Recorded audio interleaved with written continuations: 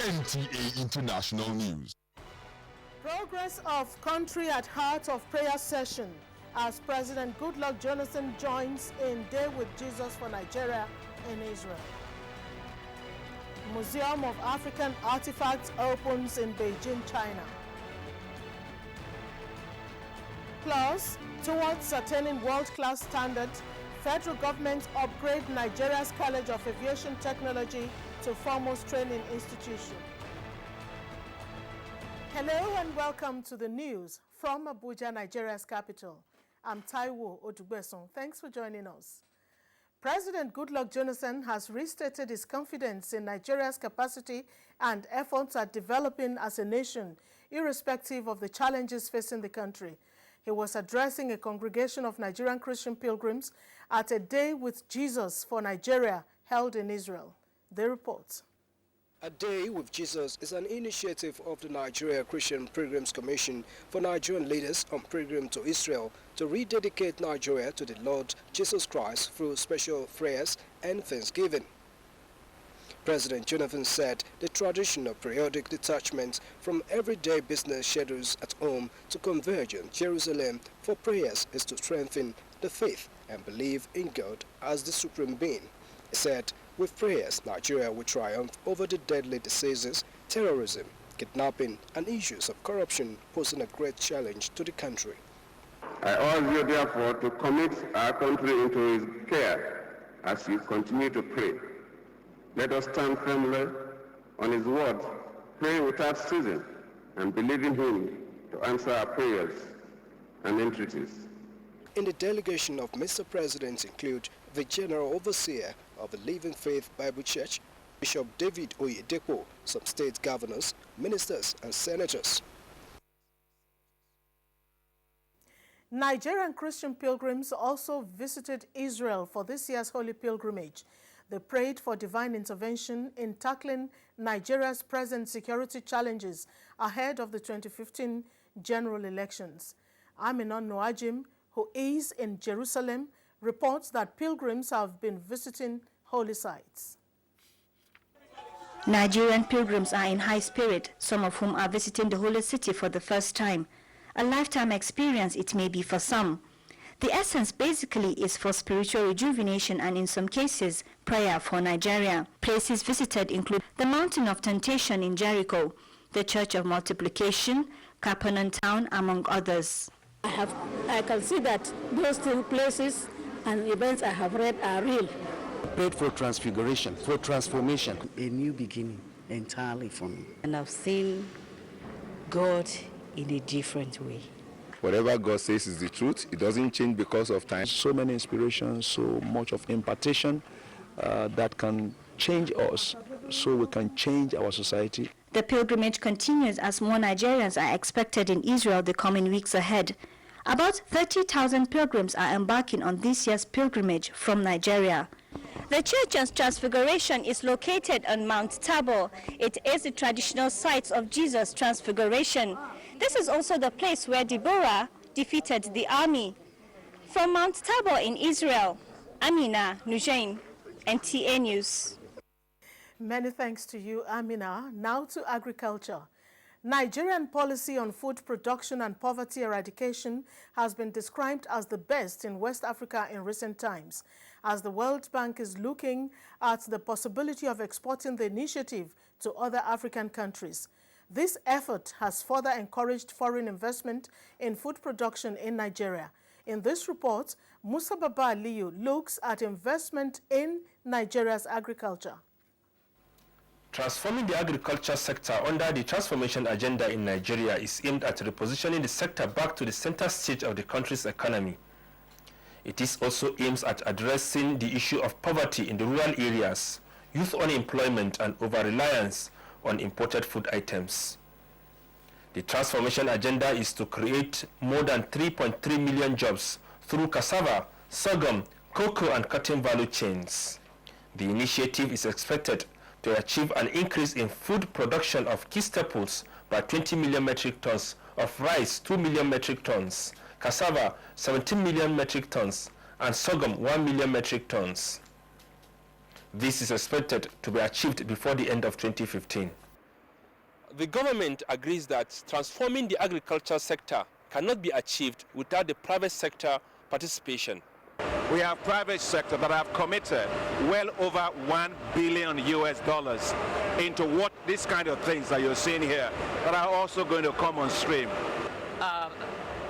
Dangote is setting up, he's the anchor investor at the Beda Badegi Staple Cross Processing Zone in Niger State, and he's setting up processing facilities for rice as well. We will test corn seed this year that was developed outside of Nigeria that we think could fit here and be value added, but over time our plan is to make breeding investments in Nigeria where we would, again, through partnerships, work with local germplasm, bring our tools, access our global germplasm base, and with the sole intention of helping farmers here in Nigeria increase their corn yields. Development partners such as USAID, DFID, IFAD have not only shown interest, but also are supporting the initiative. In Nigeria, the Feed the Future initiative is aligned with the federal government's agricultural transformation agenda. Together, we partner to develop agribusiness, improve skills, strengthen extension services, support capacity, and implement good policies. We have trained 15,000 farmers during the last 3 months of the wet season across multiple crops in multiple states across the country in the use of agricultural technology, modern agricultural technology that we're bringing into the country, as well as developing locally, and good agricultural practices, which include the safe handling of chemicals, for example. Only recently, United States for International Development signed a memorandum for understanding with the Federal Ministry of Agriculture to train over 500,000 farmers and agro-dealers. In Abuja, Musa Baba Aliyu, NTA News. Diligent implementation, adequate motivation, and commitment of monitoring agencies have been identified as crucial for the National School Agriculture Program of the federal government. Samuel Johnson reports that youths are eager to embrace the program. Agriculture is seen as important and lucrative as well as life-sustaining. If you become a farmer, at least you also provide for your family. An agricultural expert and senior lecturer at the Ekiti State University at Ekiti, Dr. Ayodeji Salami, lauded the new initiative of the federal government, but stresses the need for diligent implementation. I think the major problem that we have in Nigeria is at the point of implementation. As Senior Special Assistant to Ekiti State Governor, Mr. Lanre Ogmusui, says Ekiti State Government will collaborate with federal government to key into the new scheme with a view to grooming young farmers for sustainable agriculture as economic springboard. You don't just ask the youth to go to the farm. You have to create a market for the products. What they want is to be gainfully employed. Ekiti State is said to be blessed with more than 70% arable land. In Ado-Ekiti, Samuel Johnson, NTA News. Still talking agriculture, with the emergence of new viral infections globally, food consumption under hygienic conditions have engaged the attention of healthcare professionals. Correspondent Uche Wizu beams light on issues of food handling as Nigeria strives to maintain its Ebola-free status. A typical scene at public eating places, and yet another at a boarding house, which ideally should observe an appreciable level of hygiene. Investigation reveals that not all foods are stored and prepared under safe environments. We were doing it together, whether frying fish or cooking food, we just put it the same deep freezer. These issues have drawn the attention of food safety and management professionals. So we're trying to create that awareness. By creating that awareness, people would be more knowledgeable, and then they'll be able to, imbibe those practices and then be able to curb those environmental health problems. The key to go is to first and foremost identify all possible hazards that can go into your food at every stage of the food handling, and then apply control measures. It is mandatory for handlers of food consumed publicly to undergo regular certification. because you will think you're preparing food for somebody to live, but you're actually transferring microorganisms. You're transferring the disease that you're having. With the threat of Ebola virus in parts of the world, health experts warned that beyond the issues of hand washing and sanitizing, handling of food must be done in a very hygienic manner. We still need to continue to not to drop all the good things we've learned about hygiene. Peculiar challenge faced by handlers of food is preservation at a required temperature. Uchimuzu, NTA News. Food and agric matters. European Central Bank's staked stocks of stress test fails 25 banks. Details with Chiazalam Ekie on Business News.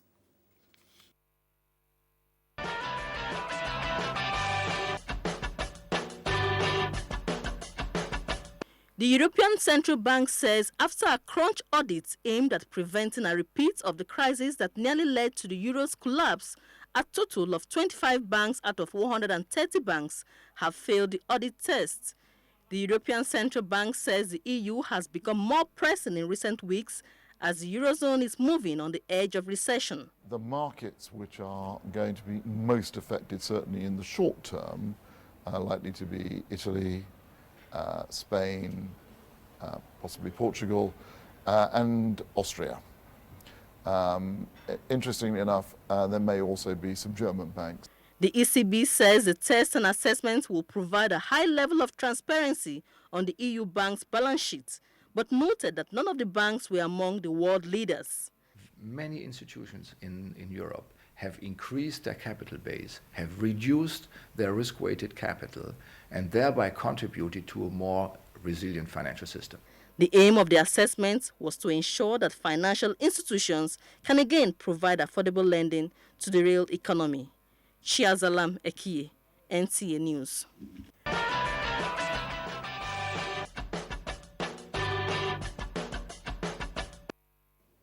You're still watching news reaching you from NTA International, Abuja, Nigeria.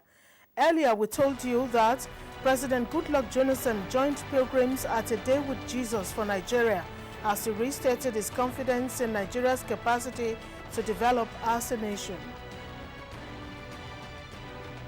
Coming up, artifacts of African origin on display at newly opened museum in Beijing. Plus,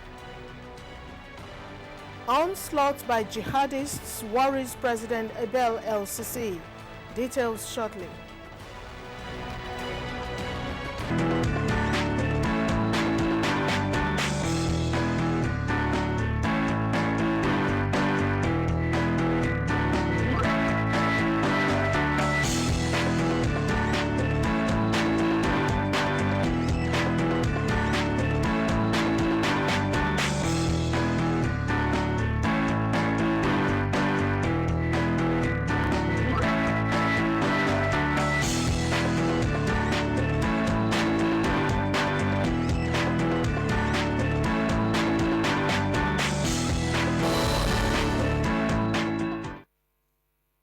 NTA International.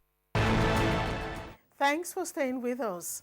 The federal government aims to upgrade the Nigerian College of Aviation Technology, Zaria, to a world-class training institution. Minister of Aviation Chief Osita Chidoka disclosed this while playing host to members of the Nigerian Society of Engineers. Chidoka said government is playing premium on training and retraining as a way of maintaining safety and standard. The reports. The institution is the first aviation training college in the country. Its fortune has suffered a decline over time, hence the need for the upgrade in line with the vision to grow and tap the potential of the aviation industry, taking advantage of the country's central location to most aviation destinations. We need to grow that industry, we need to expand its possibilities, we need to show that Nigeria has all it takes to be a leading aviation nation. Chidoka said the federal government is committed to high safety standards, noting that aviation is a precision industry where errors could prove disastrous. What we are doing today is just to be airport managers, and airport management is the smallest part of the aviation industry. So we need to grow our technical capacity. The president of the Nigeria Society of Engineers, Ademola Olorunfemi, said their visit was to further interaction and collaboration between the society and its key stakeholders.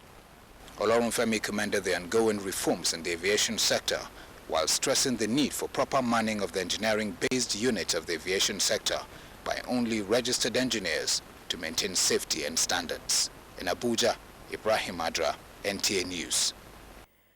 The African Village in Beijing, which is a museum dedicated only to African artifacts, has opened to the public. The village, once about $10 million, was rebuilt by retired Chinese professor. Julieta Aino reports that it was declared open by the Tanzanian president.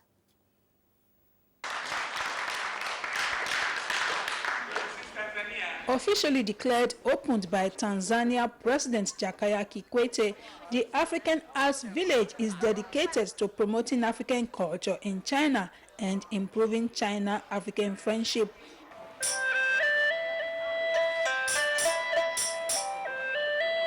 Though the foundation stone was laid in 2012, the African Village is now standing as a fulfillment of the lifelong dream of Professor Lee Song-shan and his wife Han Song, who called themselves Africans at heart. They were living in the Tanzania for more than 20 years ago. And 2008, they come back to China and they buy this area and build this building. Forced to return to China to battle a serious health challenge, Professor Lee says this is his way of building stronger relations between his beloved Africa and China. I want to do a lot of things for China and Africa, and we can do the cultural exchange and to introduce Africa culture and Africa economic and Africa everything for Chinese people, and we can also to introduce Chinese culture to African people here. Now opened to the public, universities across China offering African art as courses have also contributed artworks to the village museum. We have very good friendship with friends in Africa, and also we have good feelings. Yes, we love those beautiful sceneries in African culture, and also loves your traditional culture and your art.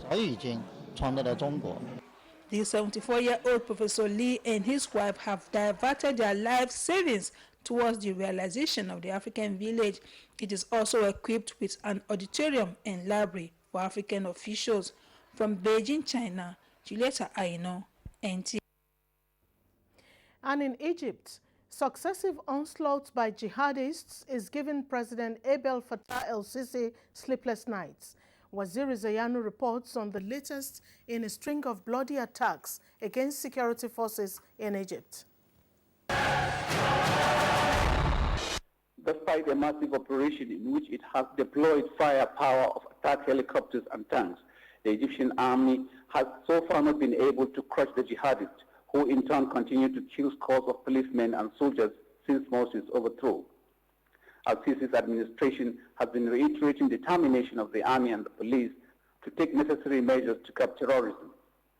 A state of emergency came into force Saturday across parts of Egypt's Sinai Peninsula as the military pounded suspected jihadists after 30 soldiers were killed in a suicide car bombing the day before.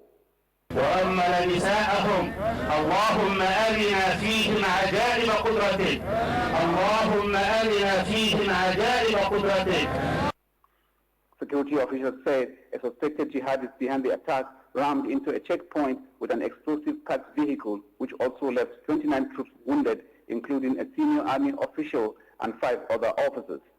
It was the deadliest attack on the country's security force since the army deposed Islamist President Mohamed Morsi last year. A state of emergency in the north and center of the Sinai will remain in place for 3 months, while a curfew which lasts from 5 p.m. to 7 a.m. is also in force. Egypt also announced that it will close the Rafah crossing into the Gaza Strip, the only route into the Palestinian territory not controlled by Israel. In the meantime, President Abdel Fattah al-Sisi chaired a meeting Saturday of the Supreme Council of the Armed Forces and discussed what measures to implement under the state of emergency. الحصل ده احنا عارفينه متوقعينه واتكلمنا فيه وقلنا عليه. After Friday's attack, Al-Sisi, who also announced 3 days of national mourning, also told reporters that Friday's attack was carried out with external support in order to break the will of the Egyptian people and the army. From Cairo, Egypt, Wazir Zayan, NTA News. And back to Nigeria. There are prospects of turning around lives of more less privileged ones in the Federal Capital Territory and its suburbs as the platform of the Rotary International gets new chapter in Abuja. The launch of the new chapter also saw some Nigerians who have been outstanding in their various careers being honored. Correspondent Abdul Malik Adio now reports. This is not a conventional gathering.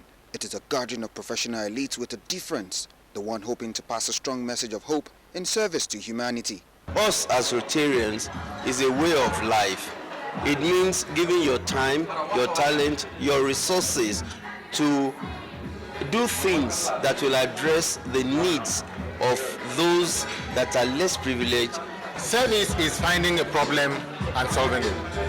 In furtherance to the theme of the Rotary Club 2014 Light Up Rotary, which is an addendum to conflict resolution, disease prevention, sanitation, literacy, community development and child health. The launch of the new Rotary Club of Abuja Ministers Hill is geared towards this purpose and is believed to be a right step in the right direction towards poverty alleviation, amongst others.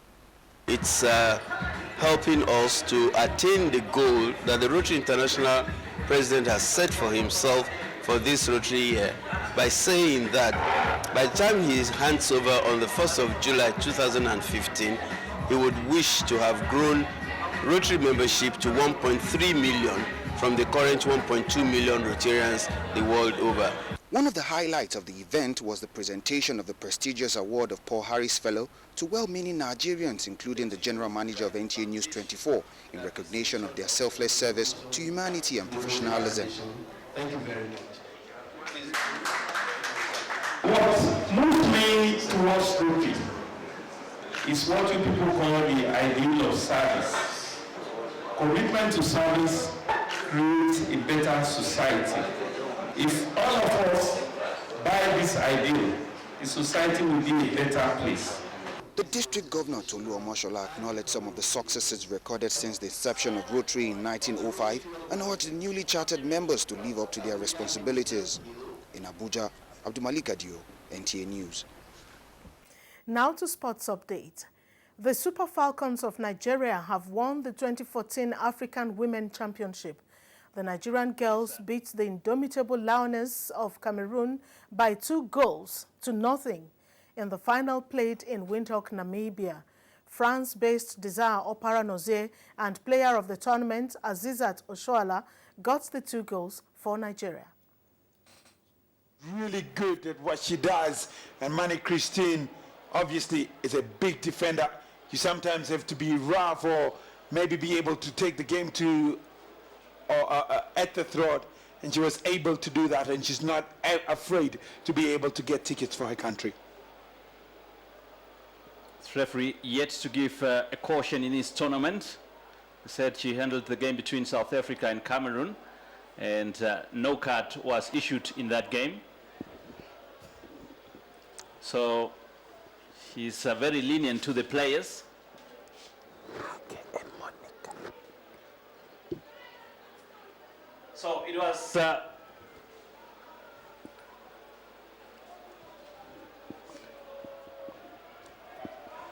So it was Cameroon to test the Nigerian goalkeeper.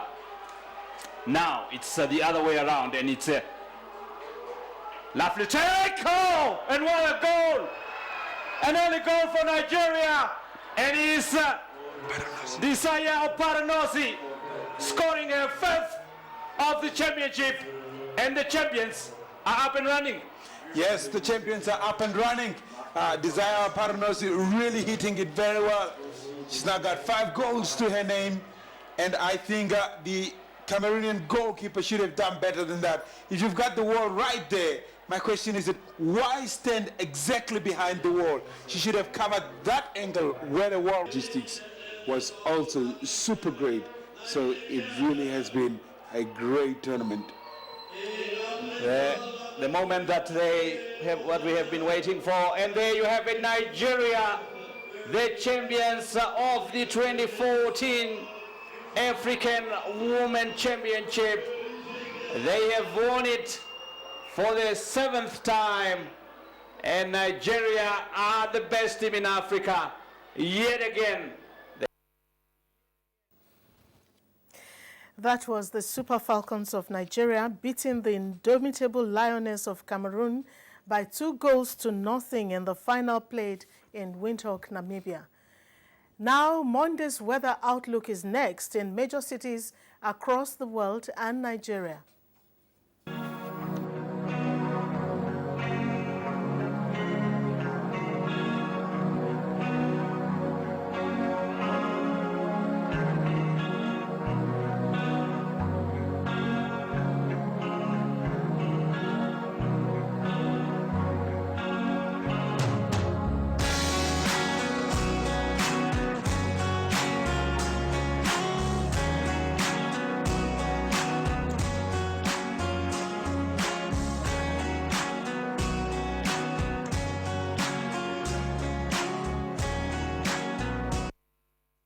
And that wraps up the news. Thanks for watching. I'm Taiwo Odugbeson.